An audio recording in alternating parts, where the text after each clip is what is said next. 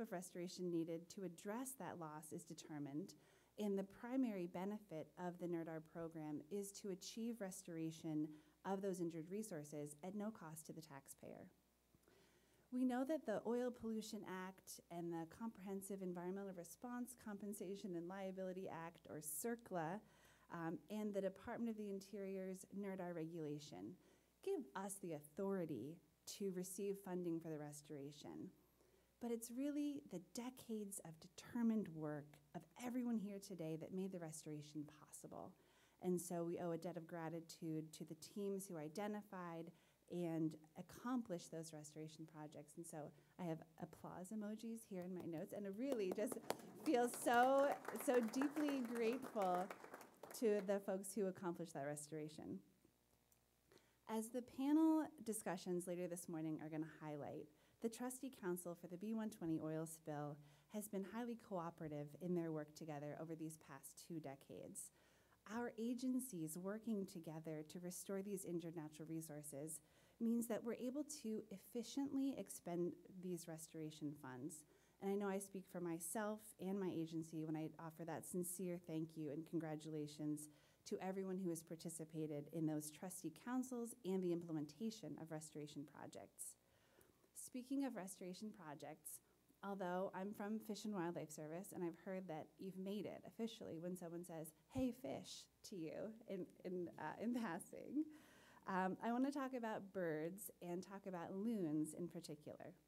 The alternatives selected in the final restoration project for loons represents a diversity of restoration efforts, not just located in the area affected by the spill, but really throughout New England. The trustees emphasized a restoration strategy that includes projects with long-term, self-sustainable benefits, such as loon translocation and habitat protection, as well as projects with more immediate, short-term benefits, like creating artificial nests, posting signage, and the rehabilitation and rescue of adult loons. We also know that one of the trustees implemented projects, the Cuttyhunk Island habitat protection. I just talked to someone about Cuttyhunk Island today. It's such an exciting project. Was a priority for the Fish and Wildlife Service. So we had provided $1 million through the National Coastal Wetlands Conservation Grant and $100,000 through a North American Wetland Conservation Act grant. So this is a project that received funding from multiple sources because it is such a great project. And with the investment of those restoration dollars, loons across New England have benefited from the B-120 trustees, and the service, again, thanks that restoration partnership for all of your work leading to these accomplishments. I recently heard the Nature Conservancy's State Director, Karen Gautreaux, speak about the importance for planning for restoration within an ephemeral and changing system as we handle the consequences of climate change. In these systems, we have to examine the durability of benefits as well as the timing, hoping for benefits to begin as soon as possible. And those loon projects, like many of the other restoration projects in this successful suite, provide those immediate as well as those long-term, self-sustainable, durable benefits. The NDAR program's restoration funding can also support projects that might not otherwise be funded and that advance conservation. For example, the loon translocation to Massachusetts. So of that $7.3 million available for common loon restoration, the trustees designated about $2.7 million to the translocation and captive rearing of loon chicks from existing breeding locations in Maine and in New York to potential breeding locations in Massachusetts. The objective is to use those techniques to restore common loon to their former breeding range in Massachusetts and to strengthen existing populations. Here's the good news. In 2020, the project lead, Biodiversity Research Institute, reported the first successful loon nesting in southeastern Massachusetts since the species was extirpated from the region in the late 1800s. Since 2015, the Institute has translocated a total of 47 loon chicks to southeastern Massachusetts and 11 loon chicks to the Berkshires. Right, yeah, I know. I'm gonna make us clap. And now I'm getting a little bit poignant, but so what does this mean? What does this mean? So if you've ever stayed up too late while you're camping or woken up really early in the morning at a cabin near a lake, and you realize that there is nothing common about that haunting call of the common loon, and I hope some of you are nodding in agreement if you've heard a loon call. This is our personal connection to the natural resources we care so deeply to restore. So big picture, we can name the successes of these numbers, and but what we have created is an opportunity to connect people to nature, to provide those nesting platforms and loon translocations means that people will once again hear loons calling in those places where loons used to call. Something else struck me about Karen Gautreau's comments. She said, "We are sad about where the money comes from." And when I take a quiet moment to acknowledge what we are celebrating today, I am also sad about where this money comes from. The harm can't be undone, but it can be both prevented and addressed. Our work to invest in spill response and advanced planning to prepare for an incident allows us to respond quickly, reducing harm and injury, and we know that in the case of the B-120 oil spill, hazing techniques kept birds from landing on oiled habitats, which kept more of them safe from being oiled. And that aspect of spill response is such an important one. I truly anticipate further work and coordination continuing to build those strong partnerships between state and federal and local officials so we're all aware of where our resources are and how to best protect them from spill incidents. And I personally thank all of the first responders to this spill as well as current and future spills on behalf of the wildlife potentially affected by any spill. The strong partnerships in the B-120 restoration implementation have led to a suite of projects benefiting injured natural resources, not just loons, but piping plover, least tern and common tern, restoration projects that my Fish and Wildlife Service Letice Fuentes will describe later this morning in the panel on restoration, highlighting the diversity of project types and geographic locations of those restoration projects. In closing, today we are celebrating the success of the spill response and NDAR programs. We know that the NDAR program is more important now than ever, and restoration is increasingly valuable. I hope the next time you hear a loon, you remember your personal connection to those creatures and places that our program seeks to restore. Thank you for your past, your future, and your current work in partnership with co-trustees, protecting and conserving our natural resources for generations to come. Thank you.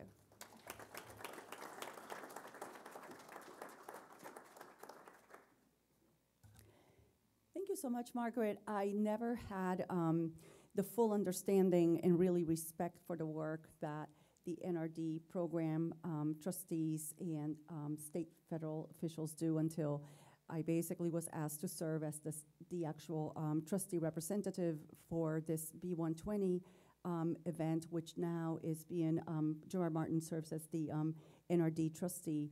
But I tell you, it's a science. It's a dialogue. It's really hardcore stuff trying to figure out and explain to the public why, if our shoreline was injured, how come those dollars may be navigating outside the area. So I think that was something that you were able, and all those predecessors, Molly Sperduto, Jim Tarek was here, we got into a room and started that dialogue. And I just want to say thank you so much for the very important work that our federal and state trustees and you representing U.S. Fish and Wildlife today, you've done. We're so grateful. Next, but last but not least, John Catena, who we have the utmost respect. He serves as the Northeast and Great Lakes Regional Supervisor, Restoration Center for NOAA. He is the Northeast and Great Lakes Regional Supervisor, and he currently manages NOAA's habitat restoration programs throughout the Northeast and the Great Lakes region. He's been involved in the managing, planning, and overseeing habitat restoration projects for over 25 years, and we're so grateful to have him here at the podium. So please come up and tell us your perspective.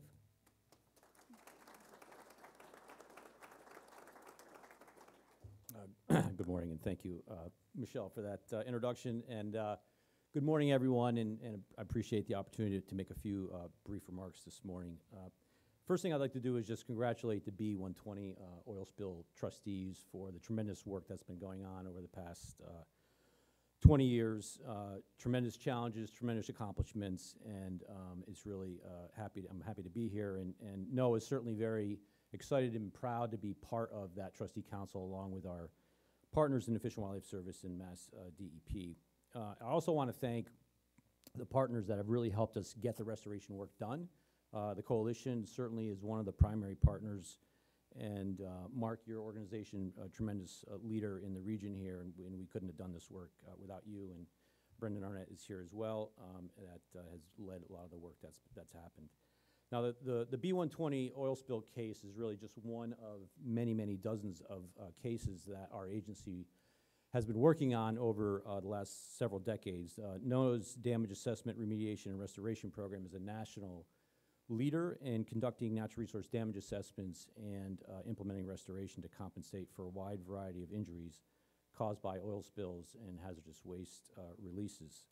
Over the course of the history of our program, we have successfully worked with our co-trustee partners to settle 225 cases, securing nearly $11 billion in settlement funds for restoration.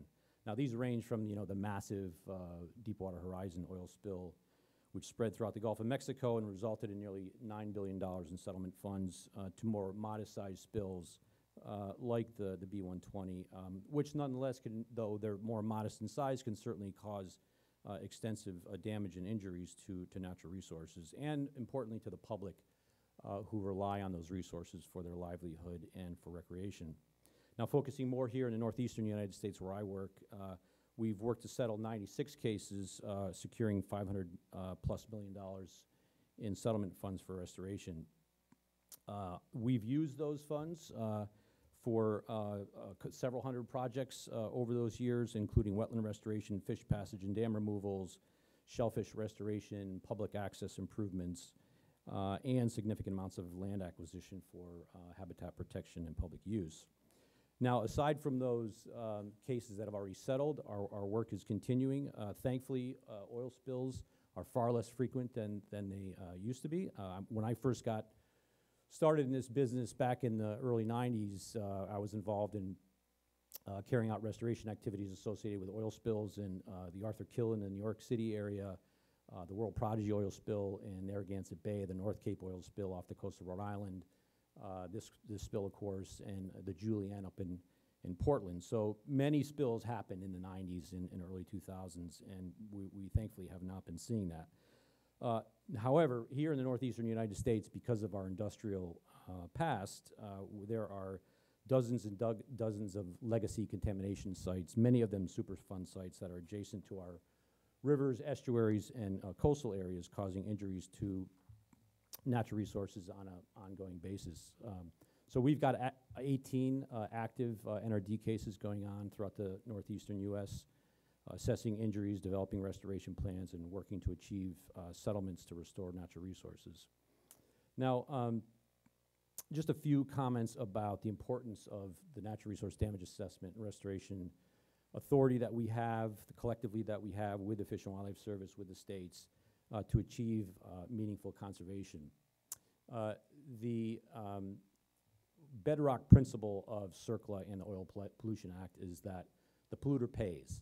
Those responsible for these incidents pay for the cleanup, the injury assessment, the restoration planning, the restoration activities.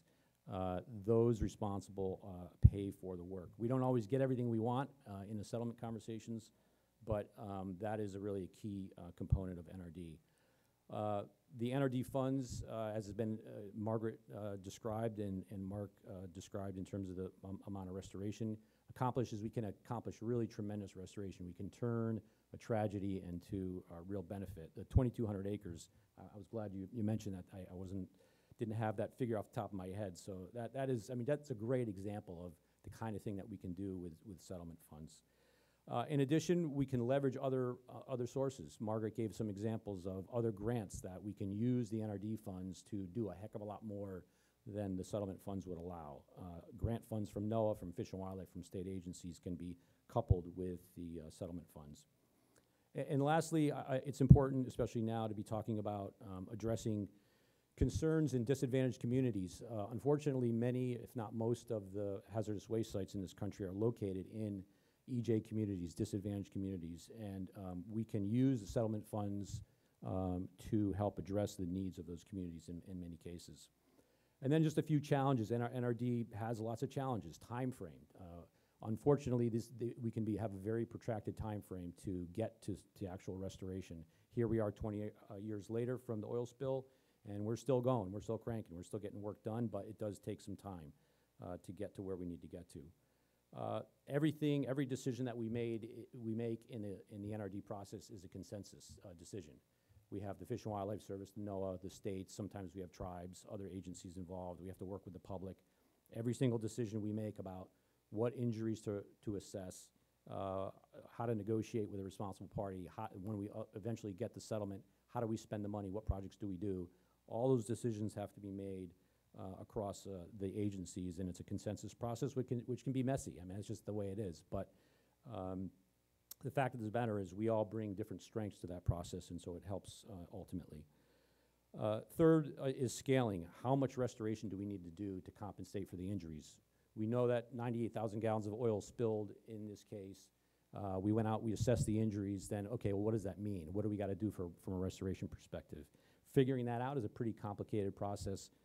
It's a bit of a sausage-making process at sometimes, but we ultimately come out with an answer, but it does take time.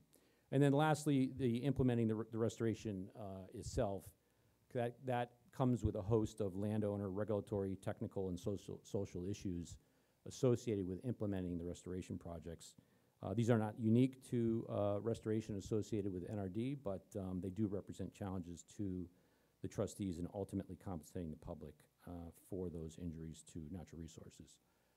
So those are my remarks, folks. Thank you again for the time, and I look forward to the more detailed conversation later. Thanks.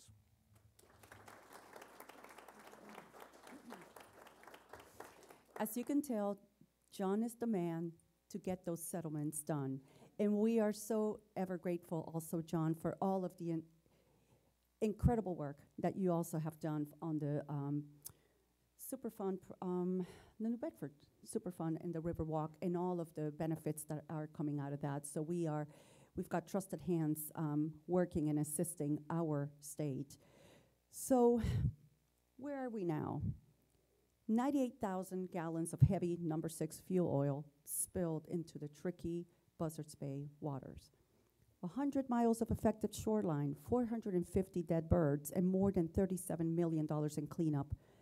And these by-the-number statistics, believe it or not, were the motivation to arrive at a $19 million NRD settlement, $214,000 of MassDEP grants, 160 geographic response strategies, 2,355 first responders trained, and 90 training exercise. If these numbers do not serve as an inspiration, I don't know what else does. And today, again, bravo to our speakers and all of the unsung heroes of the past, those who are no longer here, those who are here but couldn't make it here, and the present and the future, because this is really something that I know is serving as a teaching moment for many, many generations of emergency responders and dedicated science engineers. And therefore, your service and your love for the environment will never be forgotten. Viva el ambiente. I always end with that one. So again, thank you to all the wonderful panelists. And we may have maybe time for 1 or 2 questions, Kathy. I just wanted to turn it over to you. I know that we had a little bit of a late start due to traffic. But yeah, if anyone wants to ask our panelists 1 or 2 questions, feel free. If not, we will move on to the next phase of our wonderful day. Any good stories?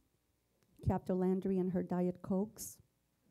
That was Andy Jones, up and down. We gotta get her Diet Coke. She's stressing out. It's crazy. All right, if not, thank you so much. This work, because of you all, and MassDEP is ever so grateful. Thank you, thank you. Have a wonderful day. Enjoy the rest of the program.